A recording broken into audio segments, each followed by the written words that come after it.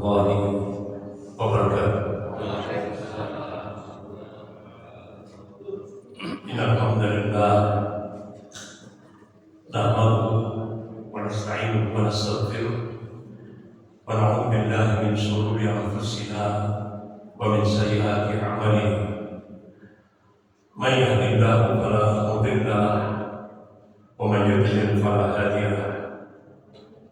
Asyhadu an la ilaha illallah wahdahu la syarika lahu wa asyhadu anna Muhammadan abduhu wa rasuluh.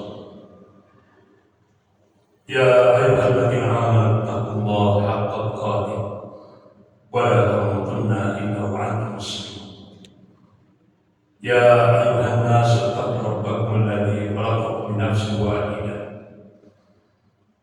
wa khalaqa minha zawjaha wa batha minhuma rijalan katsiran wa nisaa. Wattaqullaha alladzi tasaaluna bihi wal arham innallaha kana 'alaykum raqiba. Ya ayyuhalladzina amanu taqullaha wa qulu qawlan sadida yuslih lakum a'malakum wa yaghfir lakum dhunubakum wa man yuti'illaha wa rasulahu faqad faza fawzan 'azima. Amma ba'd. Masyaallah muslimin rahimakumullah, bapak-bapak, ibu-ibu yang dimuliakan Allah. Puji dan syukur kita panjatkan kehadirat Allah Subhanahu wa taala yang atas rahmat, taufik serta hidayahnya kita masih diberikan nikmat iman wal Islam. Semoga Allah Subhanahu wa taala senantiasa membimbing kita ke jalan yang lurus, yaitu jalan Shiratal Mustaqim. Dan semoga Allah Subhanahu wa taala senantiasa memberkahi dan merahmati kehidupan kita sampai kita menghadap kehadiran Allah penuh dengan ridho dan ampunannya. Amin ya rabbal alamin. Salawat serta salam semoga tetap tercurahkan pada Rasulullah SAW beserta keluarga, para sahabat dan pengikutnya yang senantiasa istiqomah dalam memperjuangkan syariatnya, dalam menegakkan sunnah-sunnahnya sebagaimana pemahaman para sahabat. Bapak-bapak, ibu-ibu yang dimuliakan Allah, karena suasananya masih bulan Syawal, saya ucapkan taqabbalallahu minna wa minkum taqabbal ya karim. Mudah-mudahan seluruh amal ibadah kita selama bulan Ramadan kemarin diterima oleh Allah Subhanahu wa taala. Amin ya rabbal alamin. Bapak-bapak, ibu-ibu yang dimuliakan Allah, ada satu ungkapan dari sahabat Rasulullah SAW sekaligus beliau adalah menantu Rasulullah SAW, yaitu Ali bin Abi Thalib radhiyallahu anhu. Beliau memberikan satu ungkapan seseorang hamba Allah itu, artinya seorang muslim, dikatakan sukses Ramadannya itu, kata beliau, ada 4 indikator. Indikator yang pertama, kata beliau, pasca Ramadan, al-khawfu min Allah, rasa takutnya kepada Allah semakin bertambah. Ini indikator seseorang itu dikatakan sukses menjalani ibadah bulan Ramadan. Jadi pasca bulan Ramadan, al-khawfu min Allah, rasa takutnya kepada Allah semakin bertambah. Bapak-bapak, ibu-ibu yang dimuliakan Allah, bagaimana teknis untuk memunculkan al-khawfu min Allah? Ini para sahabat Rasulullah, begitu juga kalangan tabi'in itu mencoba untuk memunculkan al-khawfu min Allah dengan menseimbangkan Al-khawf wal-raja. Ini teknis ya. Kalau kita berbicara tentang al-khawf itu kan berasal dari kata khawfa yang khawfu. Khawfan artinya takut atau ada rasa khawatir. Jadi kalau kita ingin menumbuhkan al-khawf min Allah, kita harus pasca bulan Ramadan, kita harus munculkan al-khawf, rasa khawatir. Jangan-jangan ibadah yang kita lakukan selama bulan Ramadan kemarin tidak diterima oleh Allah. Sekaligus saat itu juga kita harus munculkan roja. Roja itu kan berasal dari kata roja, yarzu, roja artinya pengharapan kepada Allah. Jadi setelah kita munculkan rasa khawatir, jangan-jangan ibadah kita selama bulan Ramadan tidak diterima, sekaligus saat itu juga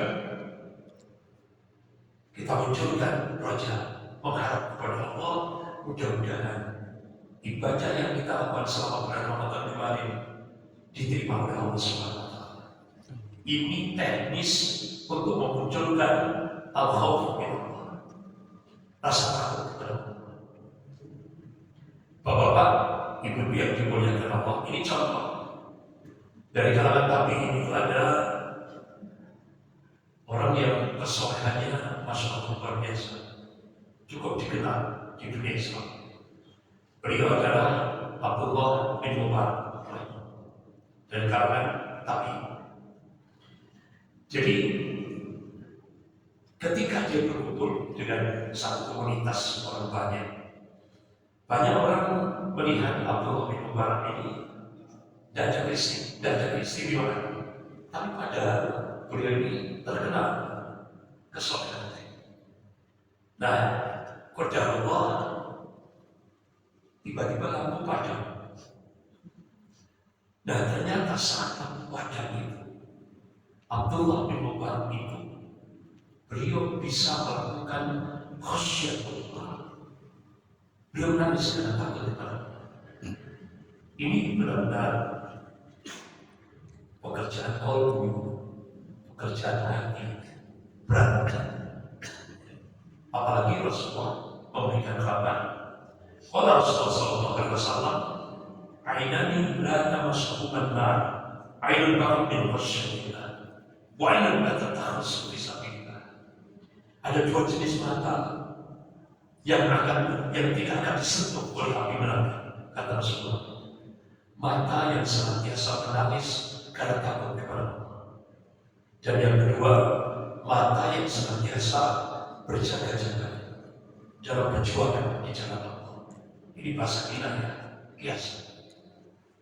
Nah, ternyata Abdullah bin Mubarak ini bisa dalam kondisi normal hanya lantaran lampu padam.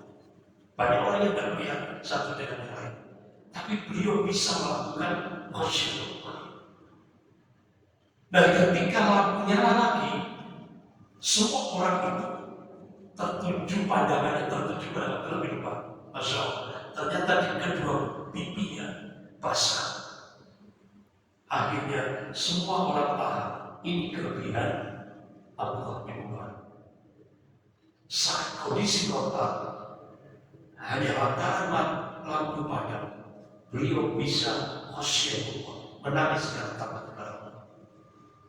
Dan kalau kita ini baru bisa nangis kalau ada problem, ada musibah, jangan mungkin barang berharga kita kehilangan, atau mungkin anak kita meninggal, atau istri kita meninggal, atau suami kita meninggal, atau orang tua kita meninggal, kita nggak bisa nangis.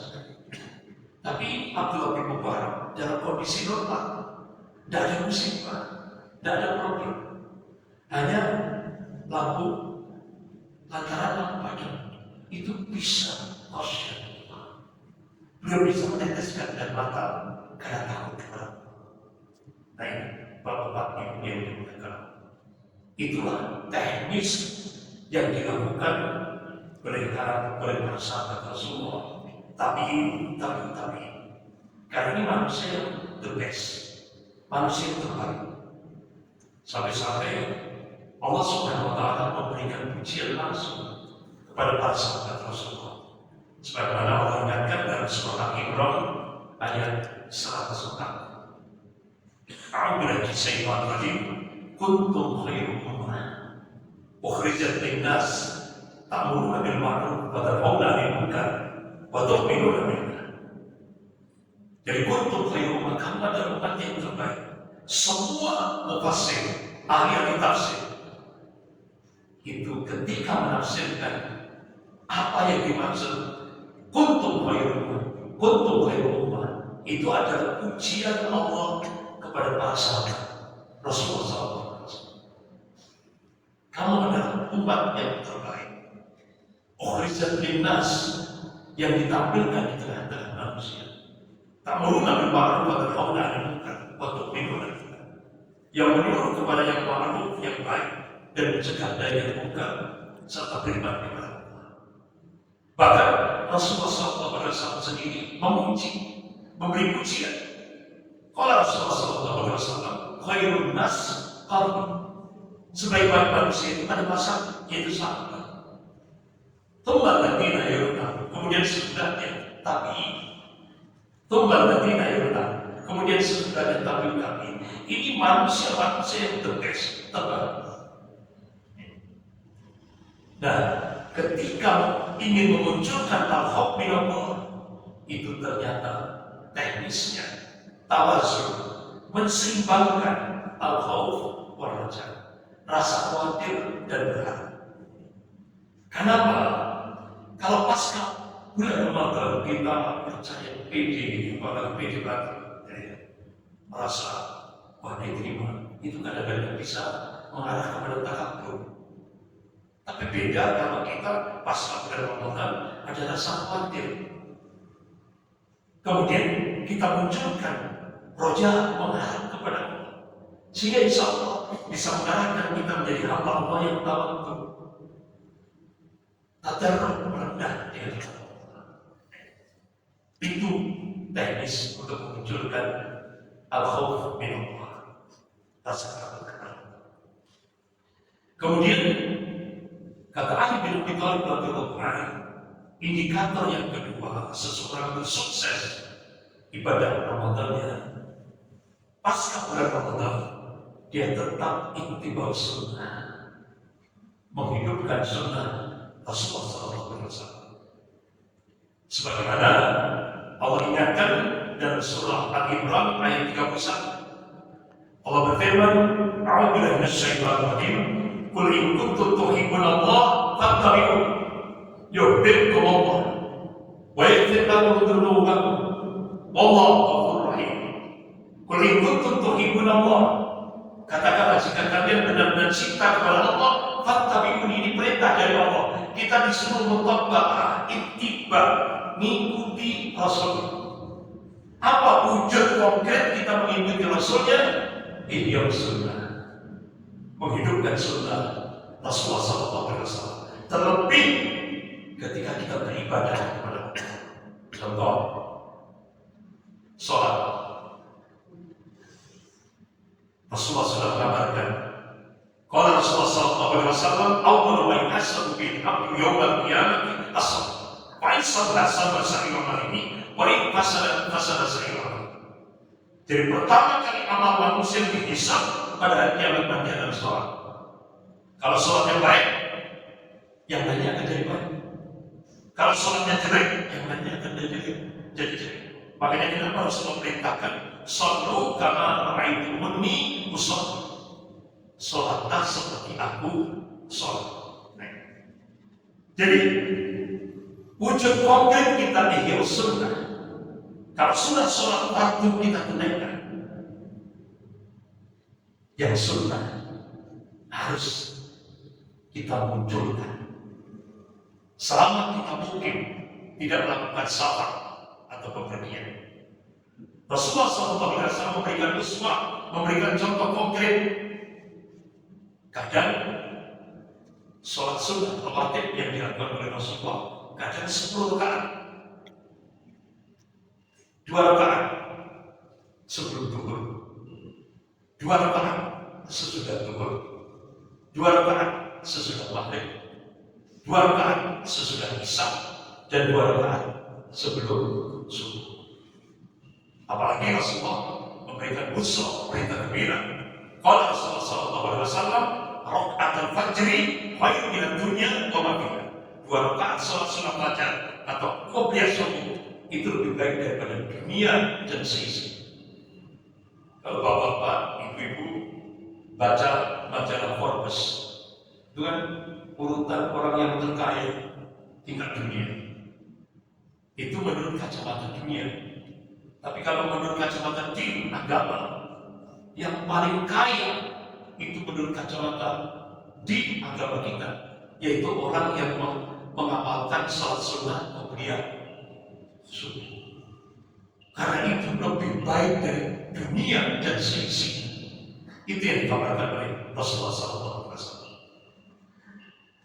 Kemudian kadang-kadang Rasulullah 12 rakaat, 4 rakaat sebelum zuhur, 2 rakaat salat, 2 rakaat salat, 2 rakaat sesudah zuhur.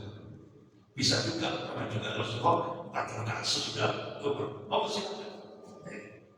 Kemudian 2 rakaat setelah maghrib, 2 rakaat sesudah isya, dan 2 rakaat sebelum subuh. Nah, mungkin ada yang bertanya-tanya, apakah ada sholat ketika selesai adzan maghrib?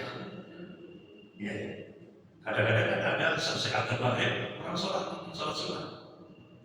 Apakah itu qobliyah maghrib? Tidak ada. Kalau qobliyah maghrib tidak ada. Itu sholat sunat antara adzan dan iqamah. Atau bisa juga sholat sunat tahiyatul masjid. Karena itu sholat mutlak yang tidak ditentukan, ya waktunya. Nah, apakah pernah Rasulullah sholat sunat selesai adzan asar sebelum sholat asar kan ada jeda, ya kan? Ada mungkin 15 menit, ya kan? Atau 10 menit, boleh. Ya, kadang 4 rakaat, 2 rakaat salat, 2 rakaat salat. Insya Allah Allah akan memberikan rahmat bagi dirinya. Jadi bapak-bapak, ibu yang dimuliakan, sholat sunat rawatib. Jadi ini yang dimaksud ihya sunnah, menghidupkan sunnah Rasulullah SAW.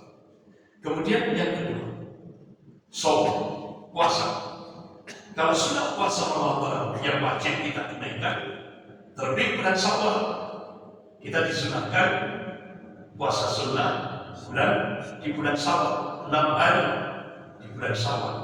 Itu nilai pahalanya seperti kita puasa 1 tahun, setahun penuh. Masya Allah, luar biasa. Nah, bagaimana ibu-ibu? Nah, ibu-ibu kan ada kendala selama bulan Ramadan, ada haid, sehingga akhirnya ada hutang. Nah, bagaimana ketika memasuki bulan Syawal, utamakan membayar hutang puasa Ramadan dulu. Baru kan masih ada masa sisa, baru tunaikan puasa sunnah di bulan Syawal 6 hari. Kalau mama nutupnya cuma 2 hari, mau silakan. Kembali kepada dalil, fattaqullaha mastata'tum, maka bertakwalah kepada Allah sesuai dengan kemampuan. Karena lebih mengutamakan yang wajib dulu, yaitu bayar hutang puasa Ramadan. Nah, karena datangnya sampai akhir bulan Syawal cuma ada 2 hari atau 3 hari atau 4 hari, mau silakan.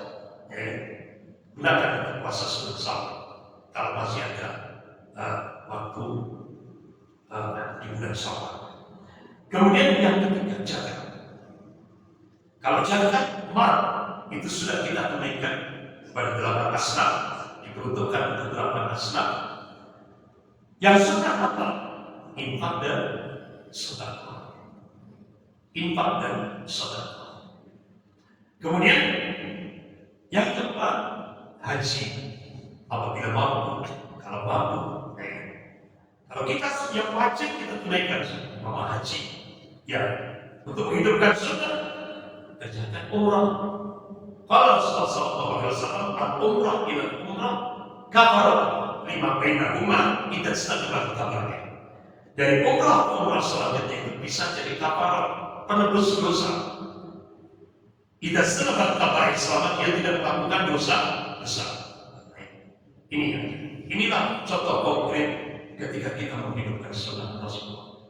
Bahkan ada seorang ulama Ibnu Qayyim al-Jauziyah rahimahullah, beliau menulis kitab As-Salat, 10 tahapan untuk membangun mahabbatullah, kecintaan kepada Allah. Supaya kita dicintai oleh Allah, itu salah satu di antaranya ihya sunnah, menghidupkan sunnah Rasulullah SAW. Jadi ketika kita sudah menghidupkan sunnah Rasulullah pasca bulan Ramadan, Masya Allah berjanji, yuhibbukumullah, Allah akan mencintai kita.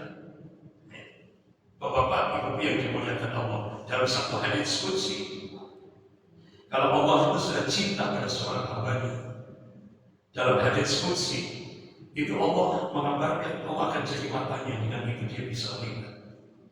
Allah akan jadi telinganya, dengan itu dia bisa mendengar. Allah jadi tangannya, dengan itu dia bisa menggenggam.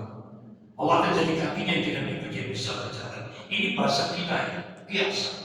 Artinya kalau Allah itu sudah cinta pada seorang hamba-Nya, Allah akan jaga dia, Allah lindungi dia, Allah selamatkan dia dalam kehidupan dunia dan kehidupan akhirat. Bahkan kalau ada orang, seorang hamba Allah dicintai oleh Allah, doa-doanya ijabah, makbul.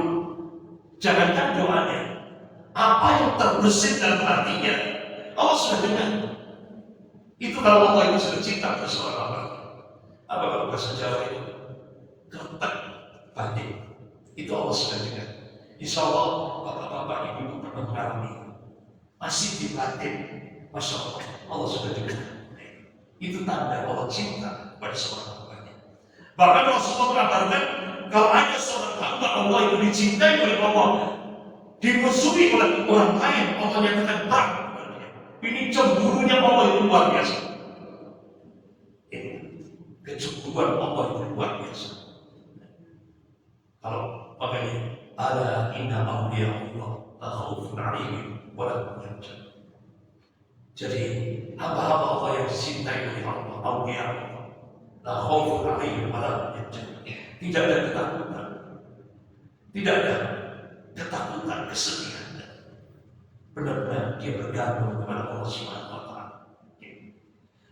Kemudian indikator yang ketiga, bapak-bapak ibu yang dimuliakan Allah, seseorang itu, kata Ali bin Abi Thalib radhiyallahu anhu, dikatakan sukses Ramadannya itu pasca bulan Ramadan dia menghadapi 11 bulan yang akan datang. Ketika mendapatkan qada dan qadar Allah, ketetapan Allah, dia ridho. Ini pekerjaan berat. Ini pekerjaan kolbu, hati. Tidak ada yang tahu. Hanya Allah dan Dia yang tahu. Oleh karena itu kenapa? Rasulullah mengatakan, qala Rasulullah sallallahu alaihi wasallam, inna Allah la yanzuru ila suwarikum wa amwalikum walakin yanzuru ila qulubikum wa a'malikum.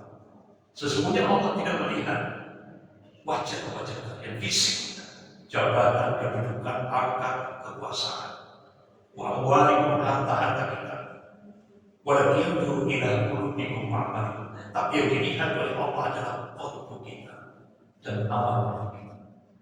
Jadi bapak-bapak ibu yang dimuliakan Allah, ketika kita menghadapi qada dan qadar Allah, ketetapan Allah, orang yang sukses menjalani ibadah bulan Ramadan, dia ridho menerima ketetapan Allah. Contoh, kita harus bisa membedakan antara nasib dan takdir. Ini beda. Kalau nasib, contoh, dia kebetulan jadi seorang guru SD, tapi dia kepingin jadi dosen. Ya otomatis Allah perintahkan, sebagaimana Allah ingatkan dalam surah Ar-Ra'd ayat 11. A'udzubillahi minasyaitonir rajim. Innallaha la yughayyiru ma biqaumin hatta yughayyiru ma bi anfusihim. Sesungguhnya Allah tidak akan merubah kondisi satu kaum hingga kaum itu merubah apa yang ada pada dirinya sendiri. Ini quantum change, quantum perubahan yang diberikan oleh Allah. Allah tidak akan merubah nasib kita kalau kita tidak mau berubah. Jadi akhirnya guru SD tadi kuliah sampai tamat S1, dilanjutkan lagi program S2, ada Masya Allah jadi dosen. Ini nasib, tapi beda kalau takdir. Contoh takdir. Ada satu orang, dia ngajak anggota keluarganya untuk rekreasi, hiburan. Ayah sebagai seorang suami, Masya Allah, dia siapkan kendaraan, mobilnya diservis, semuanya bahannya, oli dan semua mesin-mesinnya sudah siap, layak untuk dibawa safar pergi. Malam hari suaminya ngajak, ayo sholat baik, sholat malam, mohon kepada Allah. Sampai sholat subuh berjamaah, kemudian semua sarapan pagi. Ayah suaminya ngajak istri dan anak-anaknya, ayo sholat sunat duha, mohon kepada Allah. Ayat surat masing-masing surat. Bismillah, berangkat dari rumahnya, Bismillah, tawakal Allah, la hawla wala quwwata illa billah. Naik mobil semua. Akhirnya suaminya pimpin. Dia kita berdua semuanya, Bismillah, Allahu Akbar, Allahu Akbar, Allahu Akbar. Subhanallah sakhkhara lana hadza wa ma kunna lahu muqrinin wa inna ila rabbina lamunqalibun. Bismillah, berangkat. Radius 50 kilo, udah kecelakaan. Inilah disebut takdir. Ini. Nah, kalau dia sebagai seorang mukmin yang hak, dia ridho terhadap ketetapan Allah. Karena ini qada dan qadar Allah. Akhirnya apa respon yang muncul? Dia ucapkan kalimat istighfar. Inna lillahi wa inna ilaihi raji'un. Semua milik Allah dan akan kembali kepada Allah. Setelah itu, dia ridho terhadap takdir Allah ini, takdir jelek.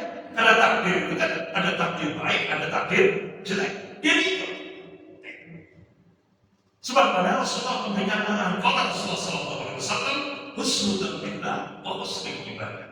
Jadi berbaik sangka kepada Allah itu adalah ibadah yang paling baik. Akhirnya dia ridho.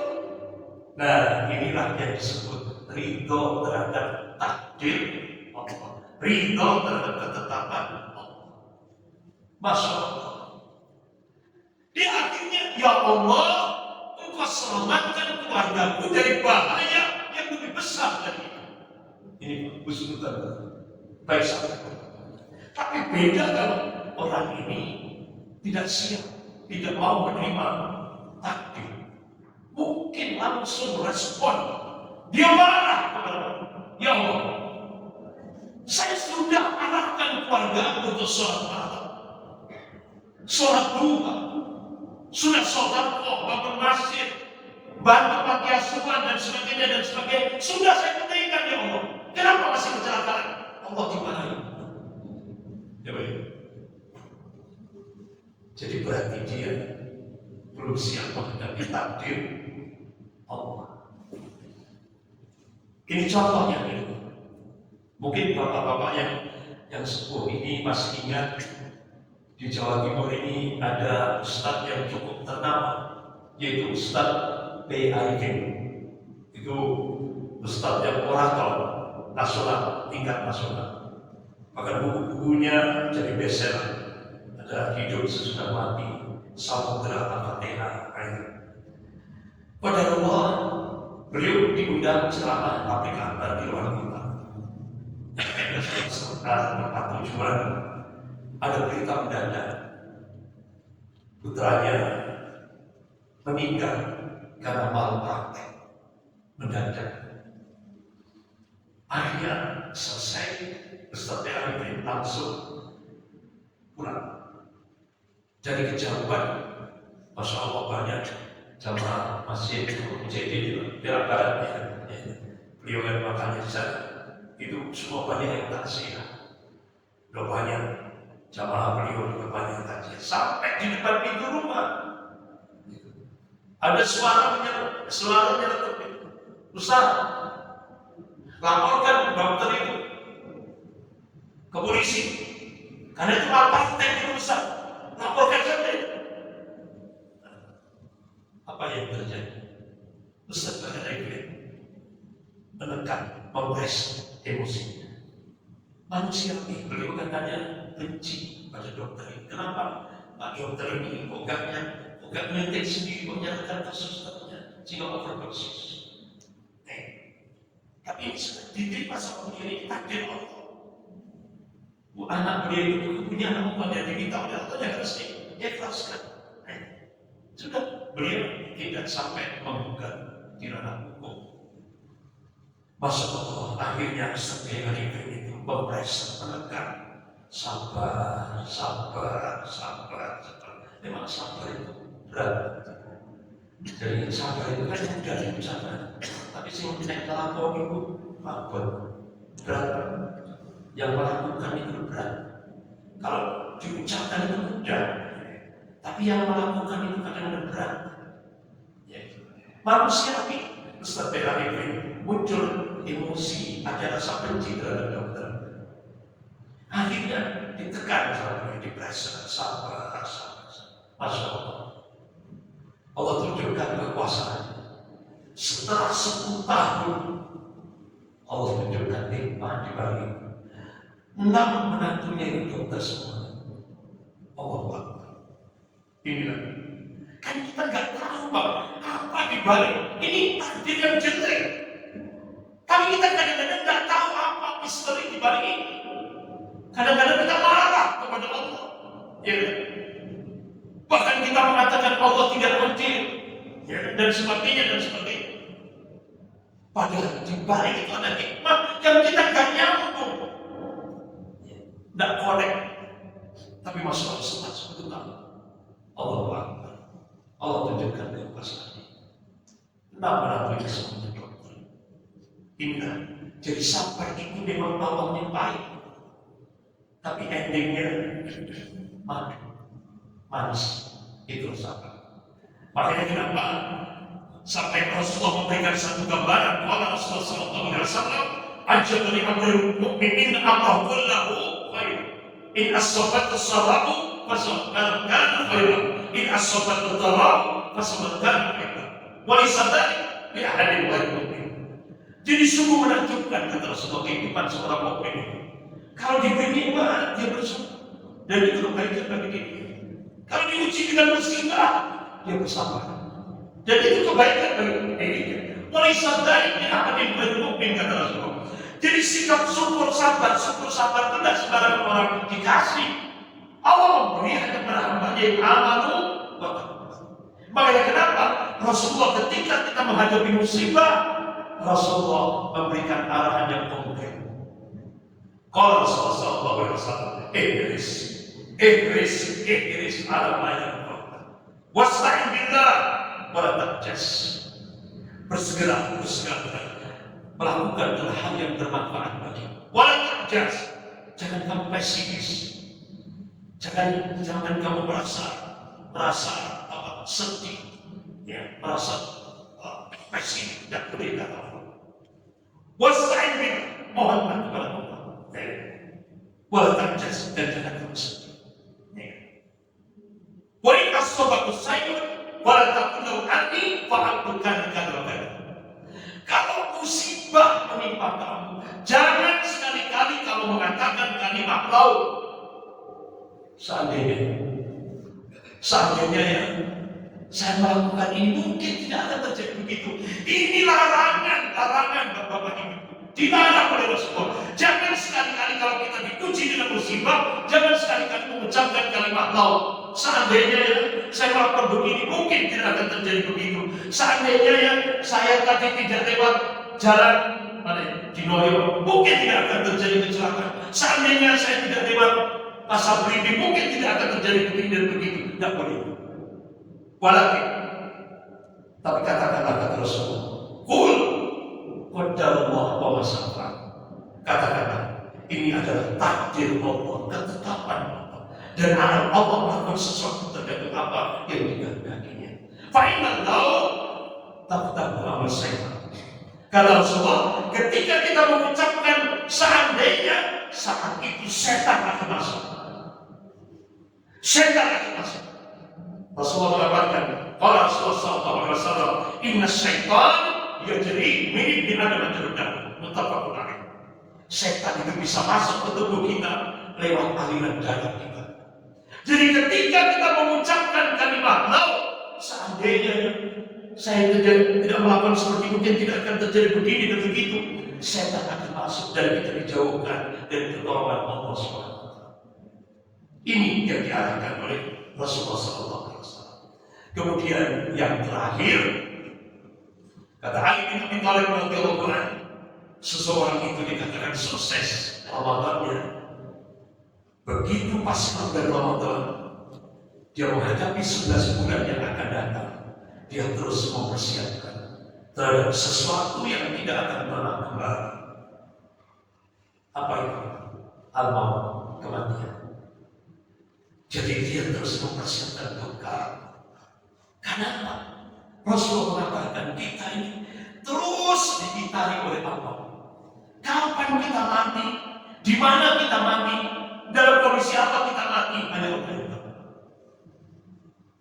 Kenapa? Syarat mati tidak harus tua. Syarat mati tidak harus sakit. Apalagi Rasulullah mengatakan, kalau Rasulullah SAW datang ke saat tidak akan terjadi kiamat hingga muncul al-mautul fajr, kematian yang mendadak. Sekarang sudah banyak terjadi. Meninggal tanpa sakit, mendadak. Datangnya tiba-tiba. Al-maut, kematian itu datangnya tiba-tiba. Kita mati di mana dalam kondisi apa? Kita mati hanya Allah yang tahu. Saya punya jamaah majelis taklim ibu di Jalan Bukit. Sudah siap, dia sudah siap pesan satu kapling di kuburan Samaran depan pasar Samaran. Dia pesan satu kapling. Di rumahnya sudah siap kain kafan. Sudah siap. Qadar Allah. Datangnya meninggalnya di Mekah. Akhirnya nggak ganggu, kain kafan ada ganggu. Kaplingan di kuburan Samaran datang, karena beliau dikubur di pemakaman Baqi. Akhirnya, kapan kita mati, di mana kita mati, dalam kondisi apa kita mati, hanya Allah yang tahu. Oleh karena itu, Bapak-Bapak yang dimuliakan Allah, kenapa Rasulullah seringkali mengingatkan pada umatnya bahwa Rasulullah SAW aktiru dikra hati minat. Perbanyak ingat akan pemutus kelezatan, yakni al-maut, kematian. Jadi sampai sahabat tanya, ya Rasulullah, siapa orang yang paling mulia, yang cerdas dan paling mulia di sisi Allah? Apa jawaban Rasulullah? Orang yang paling banyak dikrul maut dan orang yang siap menghadapi Allah. Jadi orang yang cerdas, orang yang paling mulia di sisi Allah adalah orang yang banyak ingat mati dan siap menghadapi mati. Mungkin kita bertanya, apa sih hikmahnya kalau kita banyak ingat mati? Insya Allah kita akan termotivasi cepat-cepat nabung amal soleh. Itu spirit yang akan muncul kalau kita banyak ingat mati. Coba kalau kita nggak ingat mati, kepingin hidup 1000 tahun lagi, akhirnya apa? Kita terhipnotis oleh dunia. Lupa. Padahal Allah sudah ingatkan, ad-dunya lahirun, kehidupan dunia itu permainan. Ad-dunya walahun, kehidupan dunia itu sesuatu yang melalaikan. Ad-dunya mata'ul ghurur, kehidupan dunia itu menipu. Semua kata Allah. Oleh karena itu seorang mukmin menjadikan dunia ini bukan sebagai wayang, bukan sebagai tujuan, tapi seorang mukmin menjadikan dunia ini sebagai jembatan untuk membangun kehidupannya yang hakiki, tempat tinggalnya yang hakiki. Apa itu? Yang mana itu? Akhirat. Sampai Allah mengatakan, walal akhir akbar dan menjadi akbar tafdilan. Jadi kehidupan akhirat itu lebih akbar, lebih besar. Kau tak lebih besar derajatnya, lebih tinggi derajatnya, dan lebih akbar fadilahnya utama. Mudah-mudahan Bapak-bapak Ibu yang dimuliakan Allah, kita diberikan istiqomah oleh Allah semuanya. Sampai kita menghadap Allah, mudah-mudahan kita semuanya diberikan akhir yang bersyukur. Amin. Ya Rabbal Alamin. Masih ada jeda waktu? Berapa menit? Mohon silakan ada pertanyaan sambil nunggu adzan Isya. Mohon silakan ada pertanyaan. Langsung. Ya, mohon silakan. Terima kasih Ustaz. Untuk memperoleh 4 indikator tadi, seseorang yang berpuasa selama bulan Ramadan, kan tidak semua itu orang bisa mencapai indikator itu. Mungkin apa penyebabnya orang itu tidak memperoleh indikator 4 tadi? Apakah puasa itu hanya sebagai rutinitas saja, atau yang lain lebih besar? Barangkali itu banyak orang berpuasa dari 4 hal tadi, ukuran yang tadi dikatakan Al-Bim Talib tadi, tidak semua saya kira manusia bisa memperoleh itu. Mungkin penyebab-penyebabnya itu barangkali saya singkat, apa saja gitu. Terima kasih. Bapak-bapak, ibu-ibu yang dimuliakan Allah, apa kira-kira sampai Rasulullah memberikan warning kepada umatnya? Banyak orang yang berpuasa, banyak orang yang beribadah pada bulan Ramadan, tapi tidak dapat apa kecuali al-ju' wal-'atash, lapar dan dahaga. Kenapa ini bisa terjadi? Yang pertama, Bapak-bapak Ibu yang dimuliakan Allah, niatnya yang salah. Makanya kenapa Rasulullah menekankan innamal a'malu binniyat wa innamal likulli imrin ma nawa. Setiap aktivitas itu tergantung niatnya, dan segala sesuatu tergantung apa yang diniatkan. Bahkan makanya kenapa Rasulullah sampai memberikan penegasan, qala Rasulullah sallallahu alaihi wasallam, man shoma Ramadan imanan wa ihtisaban ghufira lahu ma taqaddama min dhanbi. Barang siapa yang berpuasa pada bulan Ramadan dengan iman wa ihtisab, semata-mata mengharap pahala dari sisi Allah, ghufira lahu ma taqaddama min dhanbi, niscaya Allah akan mengampuni dosa-dosanya telah lalu. Tapi kenapa seseorang itu tidak bisa? Karena itu tadi, motif ini niatnya yang salah. Ada interest yang lain. Padahal kita diperintah oleh Allah dalam surah Al-Baqarah ayat 5 itu, a'udzubillahi minasyaitonir rajim, wa ma umiru illa liya'budullaha mukhlishina lahu-d-din. Padahal mereka tidak disuruh kecuali beribadah kepada Allah dengan memurnikan ketaatan hanya kepada Allah dalam menjalankan agama ini dengan mulus. Artinya dia tidak lillah, tidak karena Allah, masih ada interest yang lain, sehingga akhirnya dia dapatnya cuma papan dan dapat apa. Kemudian yang kedua, faktor yang kedua, seseorang tidak dapat apa-apa ketika menjalani ibadah bulan Ramadan. Dia tidak ittiba sunnah, tidak mengikuti apa yang dicontohkan oleh Rasulullah SAW selama menjalani ibadah bulan Ramadan. Karena apa? Ibadah itu tauqifiyah, sesuatu yang harus ditetapkan dengan dalil, yaitu Al-Quran dan As-Sunnah. Seperti itu. Tapi coba kita lihat, itu ulama-ulama ahli ilmu, ulama-ulama Ahlus Sunnah wal Jamaah, itu ketika memasuki 6 bulan sebelum memasuki Ramadan itu kan sudah siap. Itu sampai dikristalkan itu 7 aktivitas sama yang dicontohkan oleh Rasul. Itu benar-benar hadisnya sahih semuanya. Yang pertama, saum Ramadan. Yang kedua, qiyamul lail, salat malam atau salat tarawih. Yang ketiga, iqra'ul Quran, tadabbur Quran. Kemudian yang keempat yaitu sedekah. Qala Rasulullah sallallahu alaihi wasallam, afdhalus sedekah fi syahr Ramadan. Yang paling afdal di bulan Ramadan. Kemudian iftar shaim, yang kelima iftar shaim, memberi buka pada orang yang berpuasa, takjil. Yang keenam, umrah di bulan Ramadan. Karena Rasulullah mengatakan umrah, qala Rasulullah sallallahu alaihi wasallam, umrah di Ramadan ta'dilu hajjatan ma'i. Umrah pada bulan Ramadan nilainya sama seperti haji bersama Rasulullah sallallahu alaihi wasallam. Makanya Bapak lihat sendiri kalau umrah di bulan Ramadan biayanya lebih mahal. Karena nilai pahalanya sama dengan haji bersama Rasulullah. Makanya Bapak lihat sendiri kemarin pada bulan Ramadan kemarin, ya Allah, berudak. Jadi lantai bawah, lantai 2, 3, 4 itu penuh semuanya berjumlah. Apalagi orang yang mungkin bisa ikut juga meramaikan. Karena nilai pahalanya luar biasa. Sampai kadang-kadang orang bertanya, kalau kita nggak masih ada kesempatan, yaitu sholat subuh berjamaah di masjid, pada sholat subuh, mengikuti kuliah subuh, ya sampai waktu suruh kita sholat sunnah, kita tambah 5 atau 10 menit, kita sholat sunnah Isra 2 rakaat.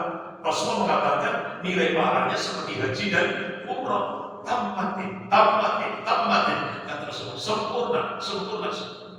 Ini kan bagi kita yang belum diberi kemampuan untuk umrah di bulan Ramadan kemarin. Masih ada kesempatan, yaitu sholat sunnah Isra. Kemudian yang ketujuh, iktikaf pada 10 hari terakhir bulan Ramadan, ibadah sunnah. Itu sudah dikristalkan, sudah diringkas oleh ulama-ulama hadis, ulama-ulama sunnah. Nah itu, jadi faktornya cuma 2 itu, niatnya yang salah. Kemudian dia tidak mengikuti Rasulullah, sunnah Rasulullah SAW. Saya kira gitu. Lebih kurangnya yang saya mohon maaf karena sudah waktu isya. Kita akhiri dengan doa kafaratul majelis. Subhanallah wa bihamdika, asyhadu an la ilaha illa anta, astaghfiruka wa atubu ilaik. Wa billahi taufiq wal hidayah. Assalamualaikum warahmatullahi wabarakatuh.